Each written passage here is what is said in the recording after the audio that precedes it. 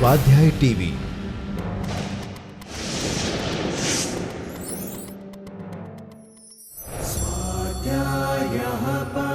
Doctor Baba Saheb Ambedkar open university.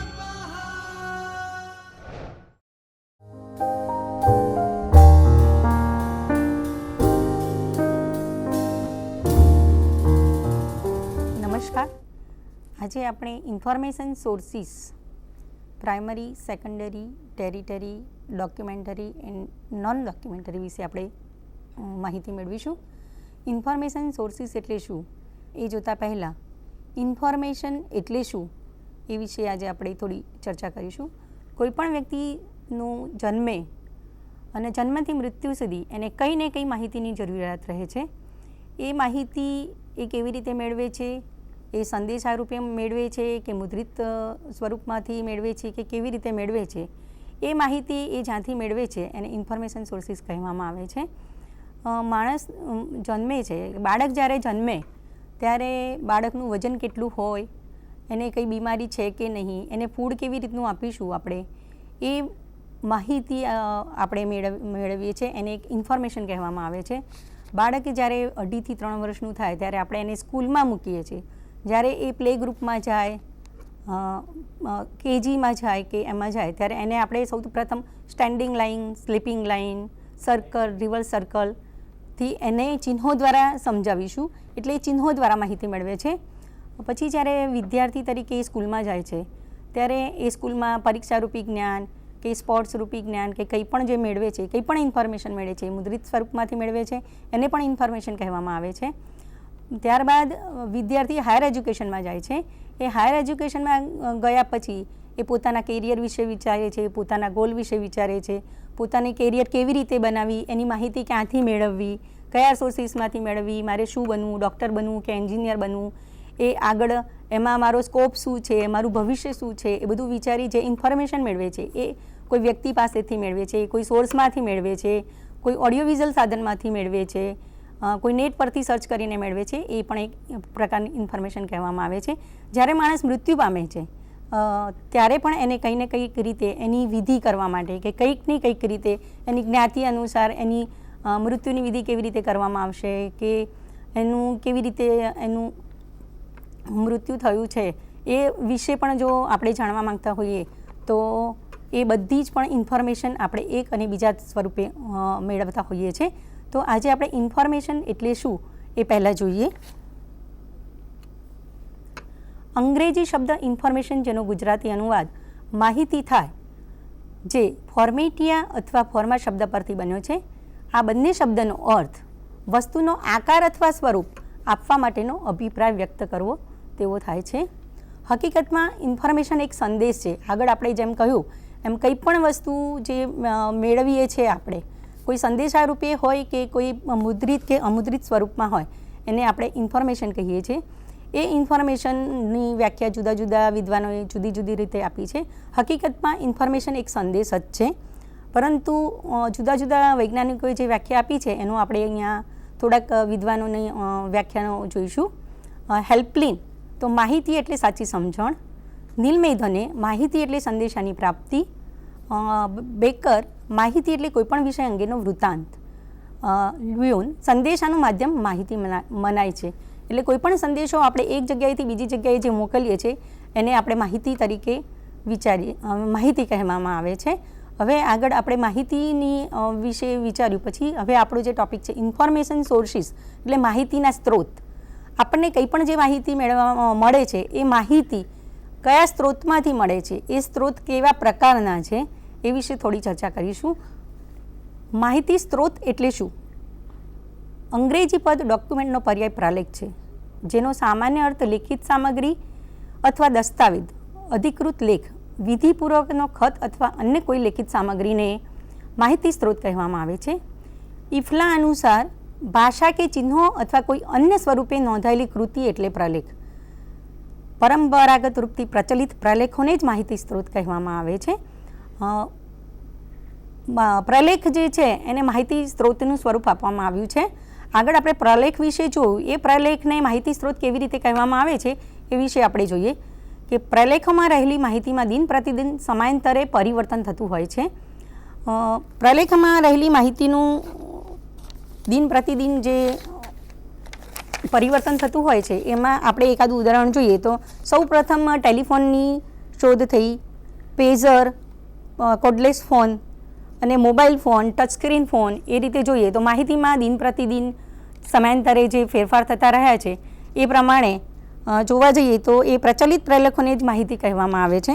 એ જ રીતે પ્રલેખોની સંરચના, આકાર, પ્રકાર તથા વિવિધતામાં વૃદ્ધિ. તે કોમ્પ્યુટરમાં જોઈએ તો સૌપ્રથમ એનાલોગ કોમ્પ્યુટર, પ્રથમ પેઢી, દ્વિતીય પેઢી, તૃતીય પેઢી, ચતુર્થ પેઢી અને અત્યારે હાલ 5મી પેઢીમાં જોતા જઈએ તો રોબોટિક્સ કોમ્પ્યુટર બની રહ્યા છે. એ રીતે એના આકાર, પ્રકાર તથા વિવિધતામાં વૃદ્ધિ જોવા મળે છે. વર્તમાનમાં મુદ્રિત પ્રલેખોની સાથે સાથે પણ અમુદ્રિત પ્રલેખો પણ માહિતી ઉપલબ્ધ કરાવવા અત્યંત આવશ્યક અને મહત્ત્વપૂર્ણ બની રહ્યા છે. આગળ જેમ આપણે વાત કરી તેમ કોમ્પ્યુટર, નેટવર્કિંગ હોવાથી પ્રલેખને પ્રલેખ ન કહેતા માહિતી સ્ત્રોત કહેવું વધારે તર્કસંગત બને છે. હવે માહિતી સ્ત્રોતના પ્રકાર વિશે જોઈએ તો માહિતી સ્ત્રોતનું ફલક અત્યંત વિશાળ છે, વિવિધ રંગી અને વિવિધ સ્વરૂપી છે. તદુપરાંત એક પ્રકારના સંદર્ભ સ્ત્રોત પર વિપુલ પ્રમાણ સાથે વિવિધતા ધરાવે છે. આ વિપુલ સાહિત્યને અનેક ગ્રંથાલય શાસ્ત્રીઓએ અલગ અલગ રીતે વિભાજિત કર્યા છે. એમાં લેંગસ્ટર જોઈએ તો આ પ્રલેખોને એને 2 વિભાગમાં વિભાજિત કર્યા છે, ઔપચારિક અને અનૌપચારિક, ફોર્મલ અને ઇનફોર્મલ. ઔપચારિક સ્ત્રોત મુદ્રિત સ્વરૂપના છે, જ્યારે અનૌપચારિક સ્ત્રોત છે એ અમુદ્રિત સ્વરૂપના હોય છે, વિશેષતઃ અલેખિત સ્વરૂપમાં હોય છે. રંગનાથને માહિતી સ્ત્રોતને 4 વિભાગમાં વિભાજિત કર્યા છે, પરંપરાગત, નવપરંપરાગત, અપરંપરાગત અને અનુપ્રલેખ. એ જ રીતે ગ્રોગને માહિતી સ્ત્રોતને 3 વિભાગમાં વિભાજિત કર્યા છે, પ્રાથમિક સ્ત્રોત, દ્વિતીય સ્ત્રોત અને તૃતીય સ્ત્રોત. આજના માહિતી યુગમાં સામે આવતા માહિતી સ્ત્રોતને તેના પ્રકારના માહિતી સ્ત્રોતમાં સામેલ કરવા પુનઃ શ્રેણીબદ્ધ કરવામાં આવે છે.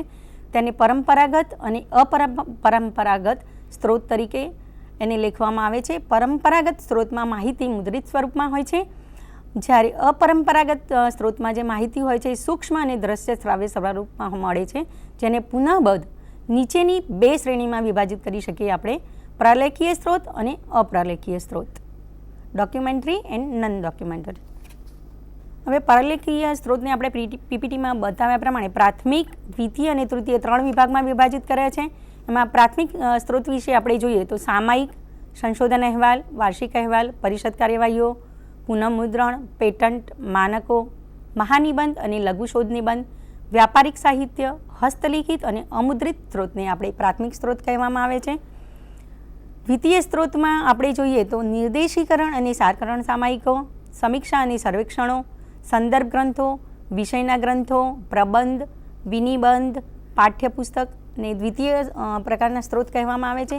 તૃતીય પ્રકારના સ્ત્રોત વિશે જોઈએ તો નિર્દેશિકાઓ, માર્ગદર્શિકાઓ, વાંગ્મય સૂચિઓ, વાર્ષિકીઓ, શોધ નિબંધ સૂચિ અને સ્થળ યાદીને તૃતીય પ્રકારના સ્ત્રોતમાં મૂકવામાં આવે છે. પ્રાથમિક સ્ત્રોત એટલે શું? પ્રાથમિક સ્ત્રોતમાં વિશે આપણે જોઈએ તો કોઈ પણ નવીન જ્ઞાન કે માહિતી જે સ્ત્રોતમાં પ્રથમ વખત જ પ્રકાશિત થયેલી હોય તે સ્ત્રોતને પ્રાથમિક સ્ત્રોત તરીકે ઓળખવામાં આવે છે. પ્રાથમિક સ્ત્રોતમાં માહિતી પ્રથમ વખત પ્રકાશિત થયેલી હોય છે. જે માહિતી પ્રકાશિત થયેલી હોય છે એ ટૂંકાણમાં હોય છે, ચકાસણીમાંથી પસાર થયેલ હોતી નથી, લેખકનું મૂળ કાર્ય જ હોય છે, મૌખિક શોધના તારણો તથા એ તારણો ઔદ્યોગિક અને પ્રૌદ્યોગિક ક્ષેત્રમાં ઉપયોગ સંબંધી માહિતી પ્રથમ વખત જ પ્રકાશિત થતી હોય તેવા સ્ત્રોતને પ્રાથમિક સ્ત્રોત કહેવામાં આવે છે. પ્રાથમિક સ્ત્રોતમાં આપણે આગળ જોયું કે સામાયિકો, એમાં આપણે પ્રથમ સામાયિકો વિશે જોઈએ તો નિયત સમયના અંતરે તથા આયોજન સાથે પ્રગટ થતા પ્રકાશનને સામાયિક તરીકે ઓળખવામાં આવે છે. વૈશ્વિક સ્તરે આકાર પામતી જ્ઞાન વિજ્ઞાનનું તે સૂક્ષ્મ દર્પણ છે, તે સૂક્ષ્મ સાહિત્ય છે. સામાયિકના પ્રત્યેક ખંડમાંથી અલગ અલગ વિષય અને માહિતી અને તેનું વિશ્લેષણ પ્રાપ્ત થાય છે. નવીન વિચારો, વિષયોના ઉદ્ભવ અને વિકાસની જાણકારી સામાયિકમાંથી પ્રાપ્ત થાય છે. અહીંયા પીપીટીમાં આપણે બતાવ્યું છે કે PC Quest, The Week, Competition Success Review, Yoga, Gyan Parab જેવા સામાયિકો જે છે એ પ્રાથમિક સ્ત્રોતમાં આપણે માહિતી પૂરી પાડે છે. એ સામાયિકો જુદા જુદા પ્રકારના હોય છે. એ પ્રકાર વિશે આપણે જોઈએ તો વિદ્વત સોસાયટી અને વ્યાવસાયિક સંસ્થાઓ દ્વારા પ્રકાશિત સામાયિકો હોય છે, વ્યાપારિક સામાયિકો હોય છે, ગૃહ સામાયિકો હોય છે, મર્યાદિત પરિક્રમણ માટેના સામાયિકો હોય છે. આમ જુદા જુદા પ્રકારના સામાયિકો જુદી જુદી સંસ્થાઓ દ્વારા પ્રકાશિત કરવામાં આવતા હોય છે. બીજું રિસર્ચ રિપોર્ટ, સંશોધન અહેવાલ.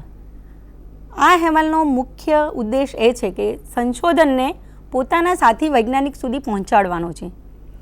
તે જે સંશોધન રિસર્ચ રિપોર્ટ છે એની અંદર જે માહિતી હોય છે, જે સમાવિષ્ટ માહિતી હોય છે એ મૌખિક સ્વરૂપમાં હોય છે.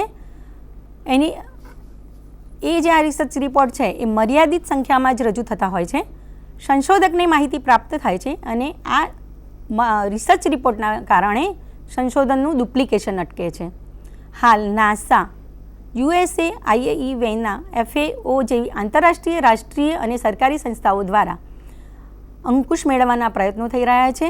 ભારતમાં નાસડોક દ્વારા સંશોધન અહેવાલનો સંગ્રહ કરવામાં આવે છે, જ્યારે ICSSR દ્વારા શોધ કાર્ય પર નિયમિત રીતે તેની માહિતી પ્રકાશિત થઈ હોય છે કે આ સંશોધન અહેવાલો જે રિસર્ચ રિપોર્ટ તૈયાર થાય છે એનું અત્યારે હાલ ભારતની અંદર ICSSR દ્વારા એનો સંગ્રહ કરવામાં આવે છે. ત્રીજું છે વાર્ષિક અહેવાલ, એન્યુઅલ રિપોર્ટ. જે તે સંસ્થાની તે સામાન્ય માહિતી છે. દરેક સંસ્થા પોતાના આખા વર્ષ દરમિયાન શું કામગીરી કરી એ કામગીરીનો અહેવાલ આપતો એક રિપોર્ટ તૈયાર કરવામાં આવે છે. એની અંદર સંસ્થાની સામાન્ય માહિતી, વિશિષ્ટ કાર્યો, સેવાઓ અને સંશોધનની માહિતી સાથે દર વર્ષે પ્રકાશિત કરવામાં આવે છે અને આ પ્રકાશિત થતા અહેવાલને વાર્ષિક અહેવાલ તરીકે ઓળખવામાં આવે છે. પરિષદ કાર્યવાહીઓ, કોન્ફરન્સ પ્રોસિડિંગ. કોઈપણ સંસ્થા રાષ્ટ્રીય, આંતરરાષ્ટ્રીય કે વિભાગીય સ્તરે કોઈ એક વિશેષ વિષય પર વ્યાખ્યાનનું આયોજન કરતા હોય છે. પરિસંવાદો, સંમેલનો ના કાર્યક્રમો યોજતા હોય છે. એ સંમેલનોની અંદર, કાર્યક્રમની અંદર જે રિસર્ચ, જે લેખ પ્રેઝન્ટ કરવામાં આવેલા હોય છે એ લેખને એક પ્રોસિડિંગ સ્વરૂપમાં પ્રકાશિત કરવામાં આવે છે. એને કોન્ફરન્સ પ્રોસિડિંગ તરીકે ઓળખવામાં આવે છે. એની અંદર એક કોન્ફરન્સ પ્રોસિડિંગની અંદર નવીન શોધો, પ્રશ્નોત્તરી, ચર્ચા, વિચારણા અને ઠરાવોનું પણ સામેલ કરવામાં આવે છે અને તેને એ પ્રોસિડિંગ તરીકે જે પ્રગટ કરવામાં આવે છે એને કોન્ફરન્સ પ્રોસિડિંગ તરીકે ઓળખવામાં આવે છે.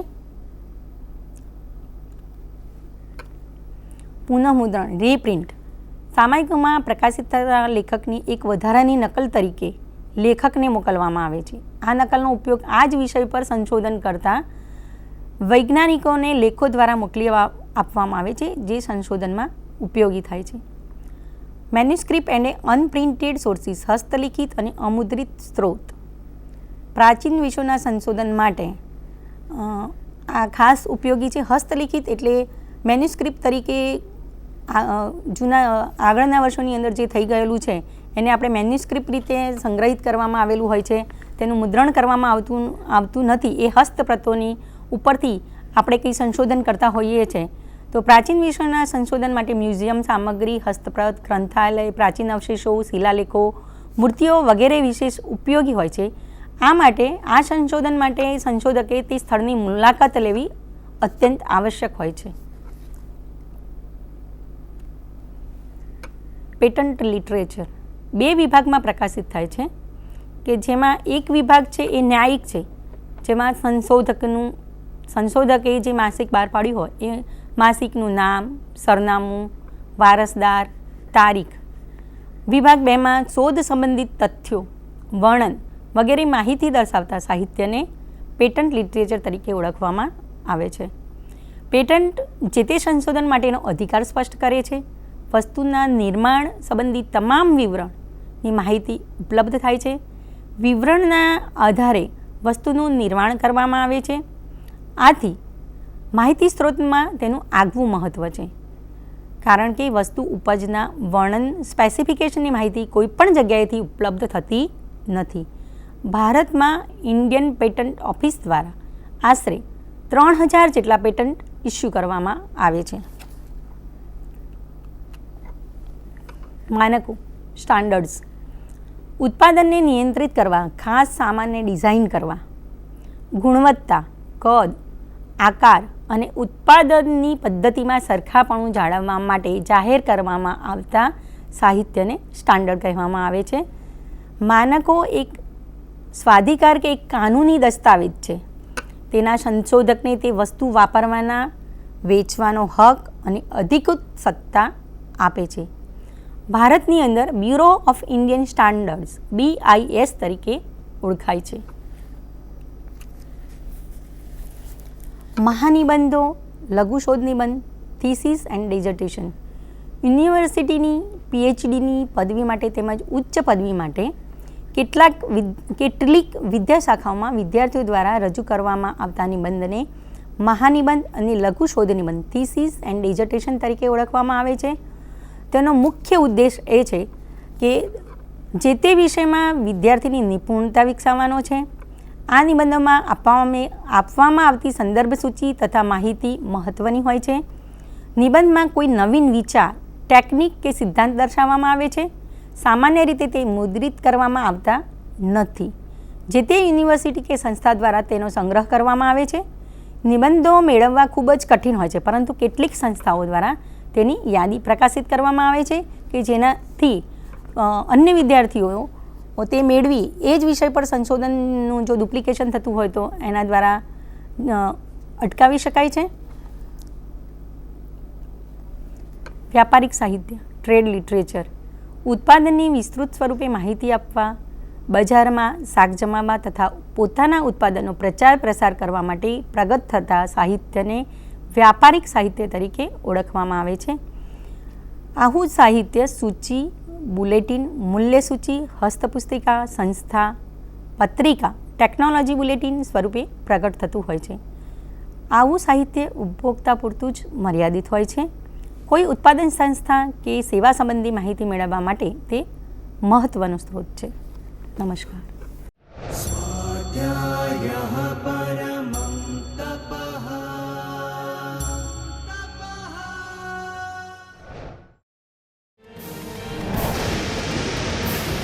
સ્વાધ્યાય TV